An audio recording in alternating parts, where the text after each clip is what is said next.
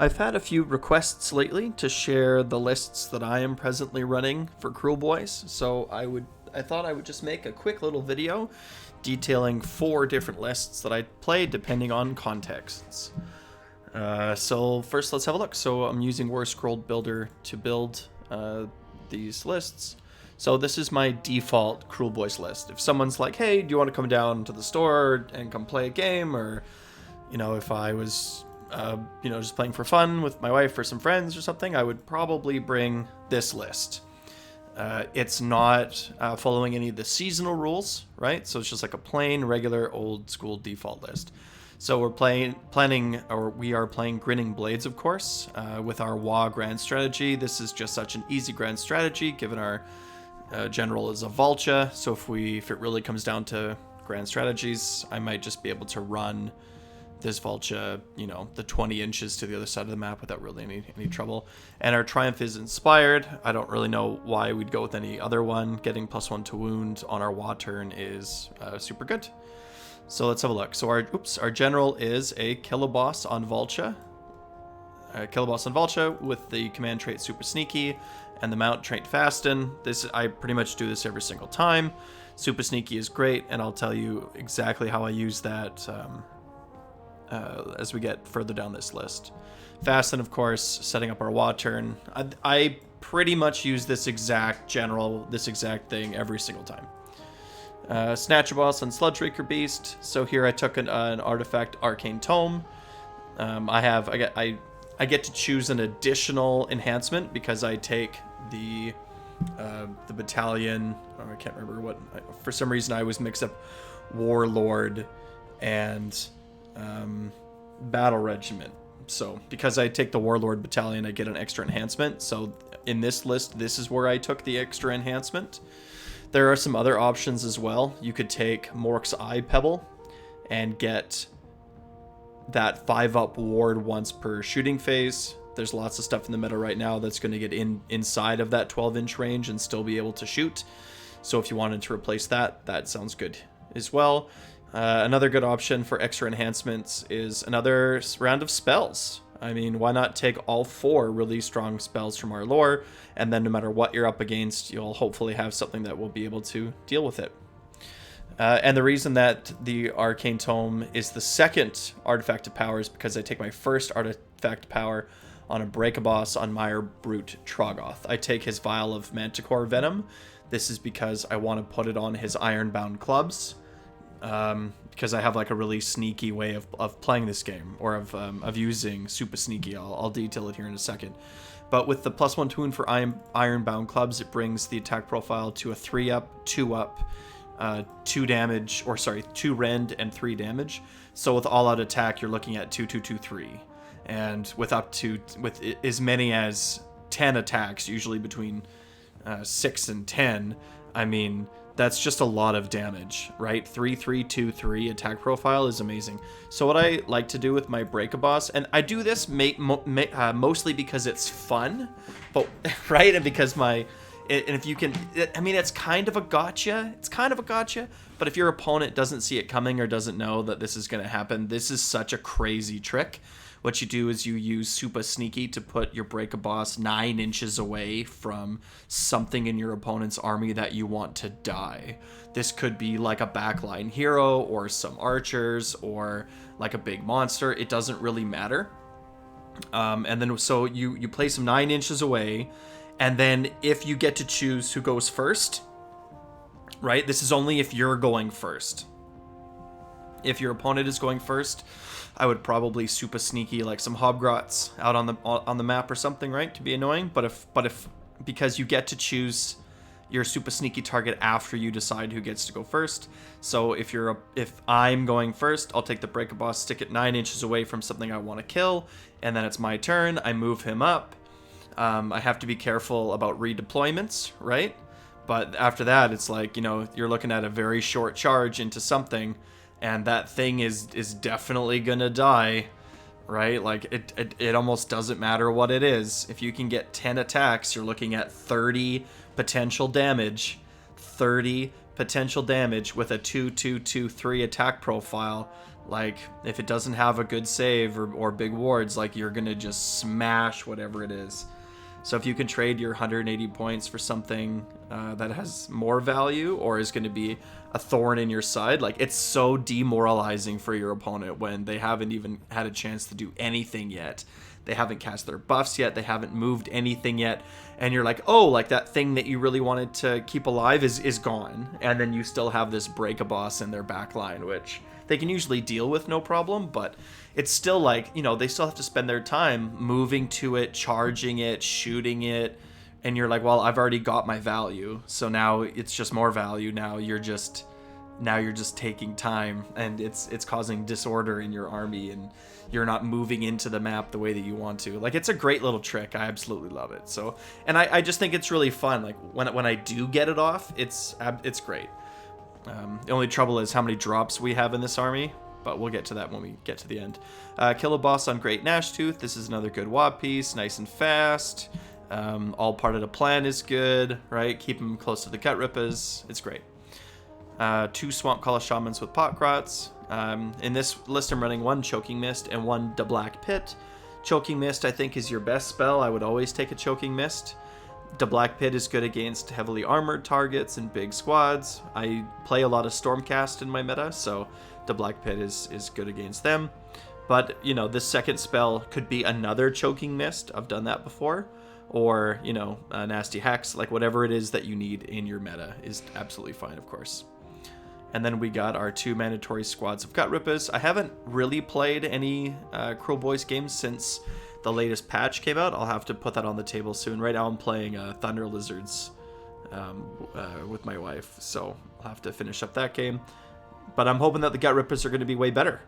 I will do some playtesting and see what I think. 2x6 Manskewer Kruleboyz, and then 2x10 Hobgrot Slidas. So pretty standard, I feel. And then so for our core battalions, we have a battle regiment for our big 1-drop. Now the problem with our in our army is that, so we're running 1 warlord and 1 battle regiment. This is supposed to be a battle regiment. So your battle regiment all deploys first, and generally speaking, what I'll do is I will deploy my battle regiment as my first drop, and then I'll use my warlord to be a little bit more sneaky. Right, because so we're at 6 drops. This should be 6 because I made a mistake and didn't click the Sludge Raker Beast.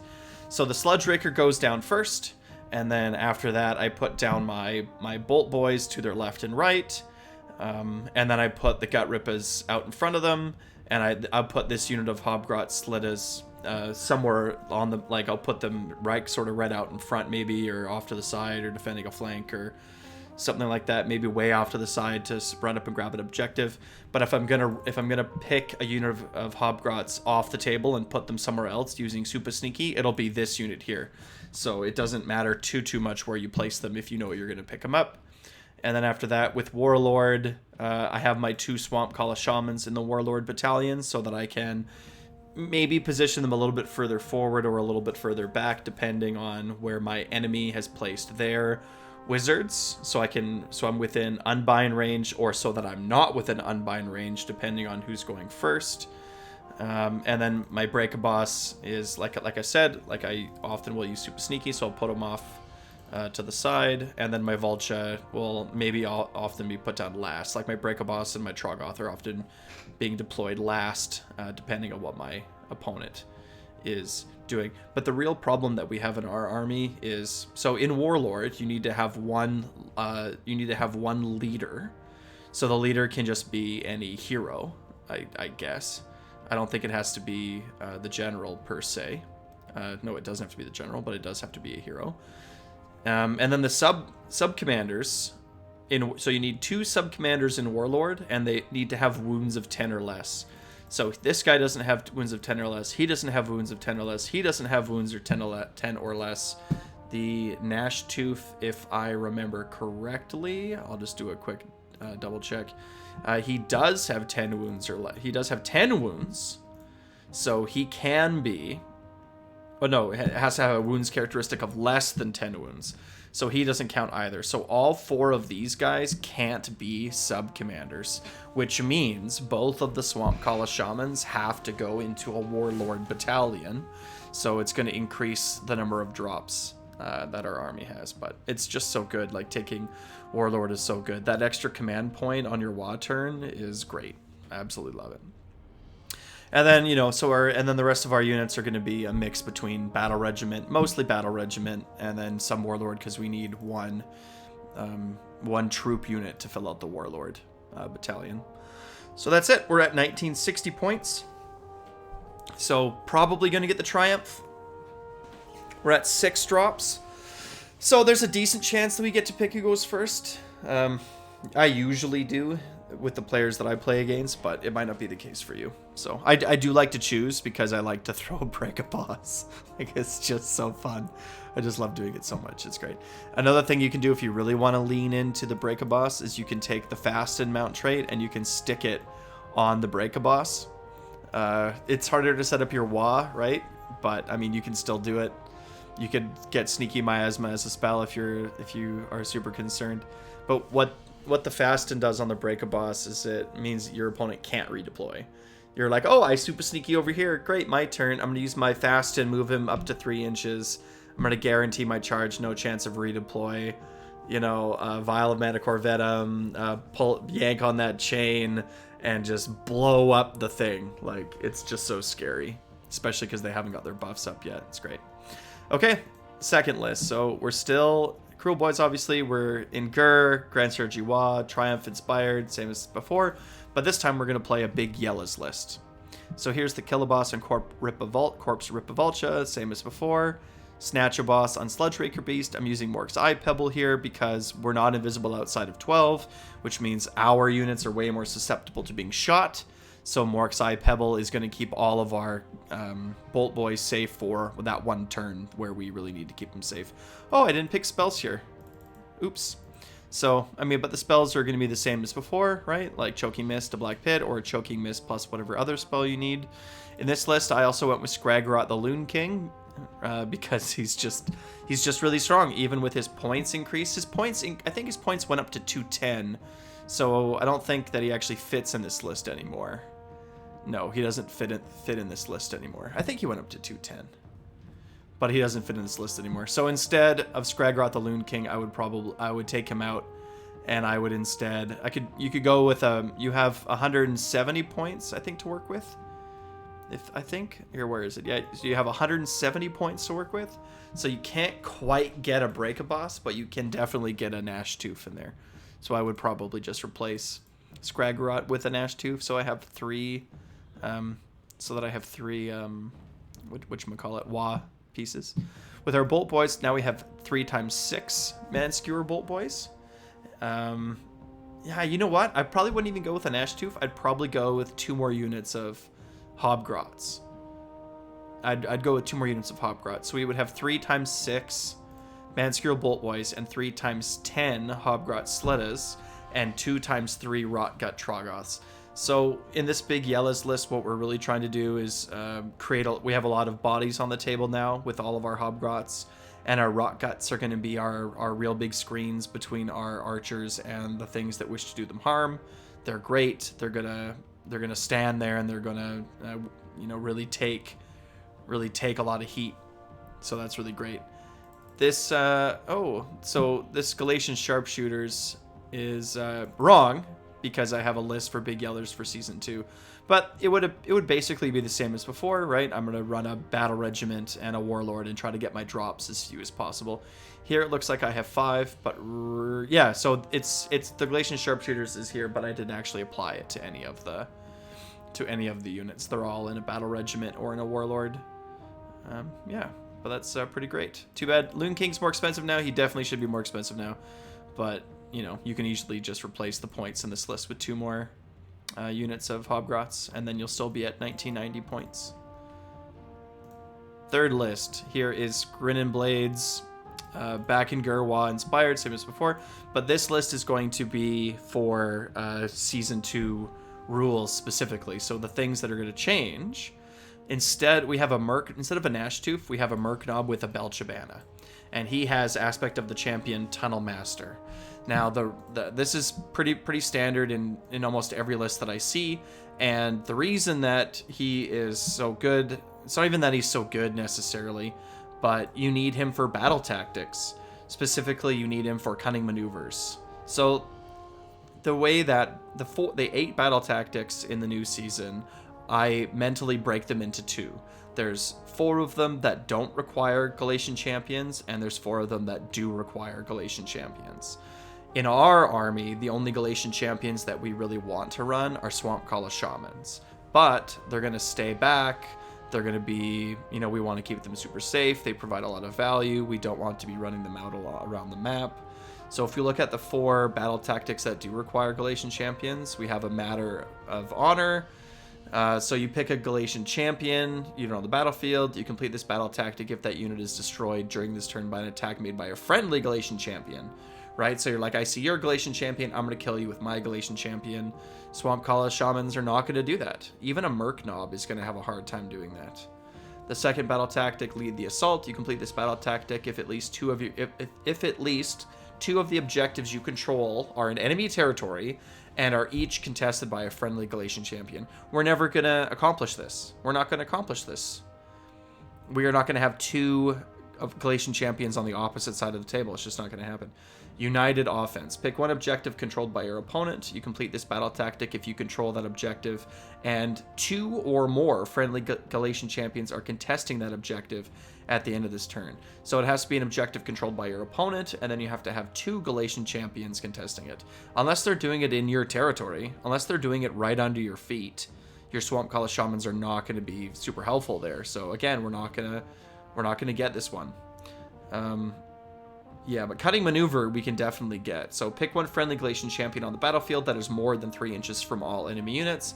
So this would be Murknob with Belchabana sitting in the backline. You complete this battle tactic if, at the end of the turn, that Galatian champion is more than 3 inches from all enemy units and is contesting an objective you control that is wholly outside of your territory. So he needs to control an objective wholly outside of your territory. So this is where you just use Tunnel Master. You just Tunnel Master him, right? He goes and lands on an objective and grabs it, and that's how you get that objective. You can also pick, where is it? So Desecrate Their Lands is one of the ones that doesn't require Galatian champion, but you pick 1 terrain feature or faction terrain feature that is partially or wholly within enemy territory. So there should be a lot of options. There should be a lot of terrain features on your opponent's side of the table. You complete this battle tactic if you control that terrain feature at the end of this turn. So all you do is use Tunnel Master. You Tunnel Master your Murknob with Belchabana to your opponent's territory, stick him beside an objective or a terrain feature, and boom, battle tactic complete. This is the one that you this is like your back pocket one. Like if you're really not sure, or if you feel like it's impossible to complete any other battle tactic, you can always just do this one. Boom, he's gone. We have a hard time completing battle tactics this season. So yeah, there we go. Let's see. So we have our 2 units of Gutrippaz, 2 times 6 Mansker Boltboys, and 3 times 10 Hobgrot Sleddas. Lots of bodies in the way.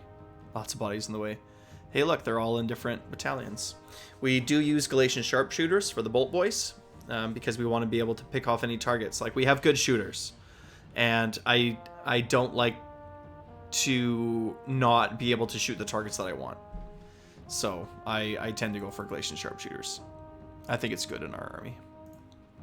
Okay, so here's the big yellers list for the Season 2 rules. So everything is very similar to both the Big Yellers default list and the sort of changes that we made for the Season 2 default Kruleboyz list. Here we have our Murknob with Belchabana, 3 times 6 Bolt Boys, 2 times 10 Hobgrot Sleddas, 2 times 6 Rockgut Trogos.